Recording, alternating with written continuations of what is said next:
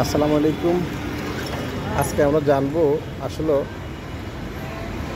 Proton একটি গাড়ি, এটা হচ্ছে মালয়েশিয়ান গাড়ি। এটার হচ্ছে গিয়ে ইন্ডিকেটর সুইচটা একটু ব্যতিক্রম।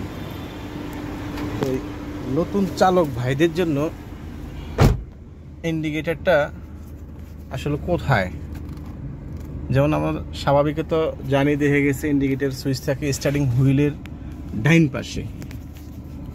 এটা মনে করি যে আসলে কি এটাই হচ্ছে ইন্ডিকেটর সুইচ।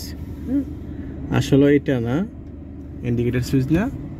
এখানে হচ্ছে হুইপারের যে সুইচটা, এটা হচ্ছে এটা এখানে লিভারটা, হ্যাঁ এটা হুইপারের। আর এটা হচ্ছে গিয়ে বাম সাইডে আছে, স্টার্টিং এর কোন সাইডে? বাম সাইডে। ইন্ডিকেটর সুইচটা হচ্ছে এই যে বাম সাইডে, যে বামে ইন্ডিকেটর দিলাম, বামে জ্বলতেছে ইন্ডিকেটরটা। আসলে দেখাইতে পারতেছি না ভালো করে, জায়গা কম থাকার কারণে। এই আর এটা যখনই নিচের দিকে দিব, বাম দিকে, উপরের দিকে দিলে ডাইন দিকে, স্টার্টিং এর বাম সাইডে আছে এটা। উপরের দিকে দিলে ডাইন দিকে, নিচের দিকে দিলে হচ্ছে বাম দিকে। উপরের দিকে আরেকবার বলি আমি, উপরের দিকে হচ্ছে বাম দিকে, সরি ডাইন দিকে, নিচের দিকে দিলে হচ্ছে বাম দিকে। তো এই জিনিসটা একটু খেয়াল রাখবো যারা আমরা নতুন চালক আছি। হ্যাঁ, উপরের দিকে দিলে ডানে, নিচের দিকে দিলে হচ্ছে বামে। ওই যে আমাকে সাইন দেখাচ্ছে বাম দিকে। হ্যাঁ, এখানে হচ্ছে হাই বিম যেটা লাইট, হ্যাঁ ওই যে, হ্যাঁ এখানেই, হ্যাঁ যে এখানে চাপ দিলে হচ্ছে আপার ডিপার যে লাইটটা, হ্যাঁ হেডলাইটটা হচ্ছে এখানেই, হ্যাঁ পার্কিং লাইটটা এই সুইচের ভিতরেই।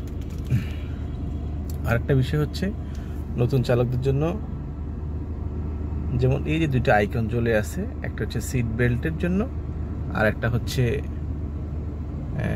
পার্কিং ব্রেক বলি, হ্যান্ড ব্রেক বলি, হ্যাঁ এটার জন্য। হ্যাঁ, তো আমি এখন সিট বেল্টটা লাগাবো। সিট বেল্টটা লাগাইলে এর হচ্ছে সিট বেল্ট। হ্যাঁ, সিট বেল্টটা লাগাবো এখন। সিট বেল্টটা লাগাইলাম, এই যে সিট বেল্টটা।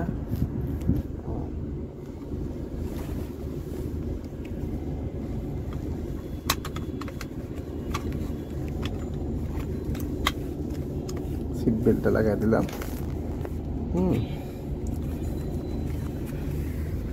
এই যে সিট বেল্টের সাইনটা চলে গেছে এখন। হ্যাঁ, সাইনটা চলে গেছে। এখন আছে শুধু কিসের সাইনটা? হ্যান্ড ব্রেকের সাইনটা। হ্যাঁ, এখন এই হ্যান্ড ব্রেকটা নামাই দিল, এই যে সাইন চলে গেছে।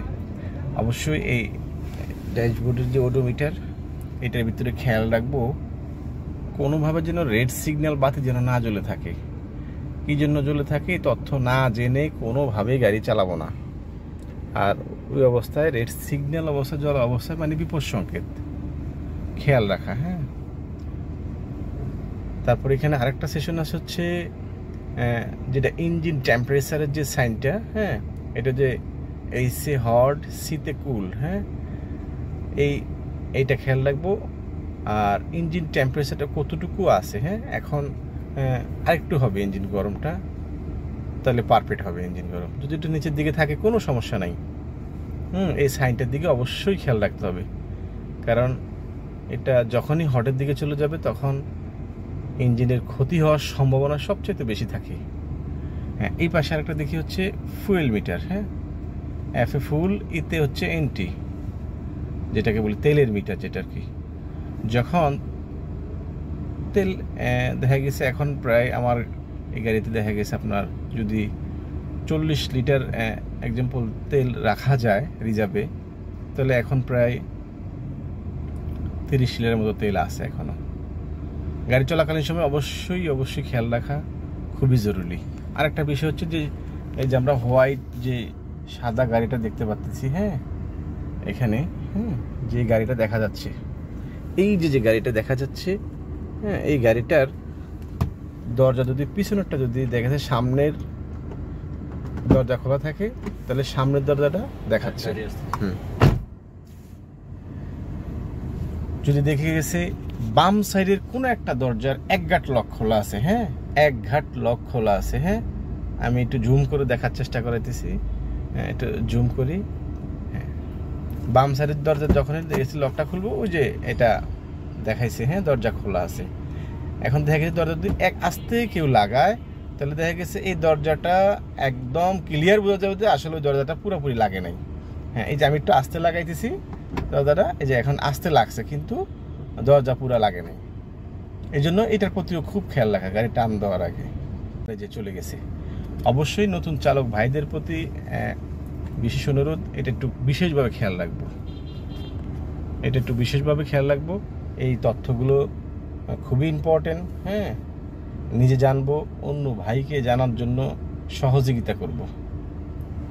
তা আজকে এই পর্যন্ত, আশা করি ইনশাল্লাহ অন্য এক সময় আবার অন্য কোনো টপিকস নিয়ে আলোচনা করবো ইনশাআল্লাহ। সবাই ভালো থাকেন। এই যে চলে গেছে। অবশ্যই নতুন চালক ভাইদের প্রতি বিশেষ অনুরোধ, এটা একটু বিশেষভাবে খেয়াল রাখবো, এটা একটু বিশেষভাবে খেয়াল রাখবো। এই তথ্যগুলো খুবই ইম্পর্টেন্ট, হ্যাঁ, নিজে জানবো, অন্য ভাইকে জানার জন্য সহযোগিতা করব। তা আজকে এই পর্যন্ত, আশা করি ইনশাল্লাহ অন্য এক সময় আবার অন্য কোনো টপিকস নিয়ে আলোচনা করবো ইনশাআল্লাহ। সবাই ভালো থাকেন। এই যে চলে গেছে। অবশ্যই নতুন চালক ভাইদের প্রতি বিশেষ অনুরোধ, এটা একটু বিশেষভাবে খেয়াল রাখবো, এটা একটু বিশেষভাবে খেয়াল রাখবো। এই তথ্যগুলো খুবই ইম্পর্টেন্ট, হ্যাঁ, নিজে জানবো, অন্য ভাইকে জানার জন্য সহযোগিতা করব। তা আজকে এই পর্যন্ত, আশা করি ইনশাল্লাহ অন্য এক সময় আবার অন্য কোনো টপিকস নিয়ে আলোচনা করবো ইনশাআল্লাহ। সবাই ভালো থাকেন। এই যে চলে গেছে। অবশ্যই নতুন চালক ভাইদের প্রতি বিশেষ অনুরোধ, এটা একটু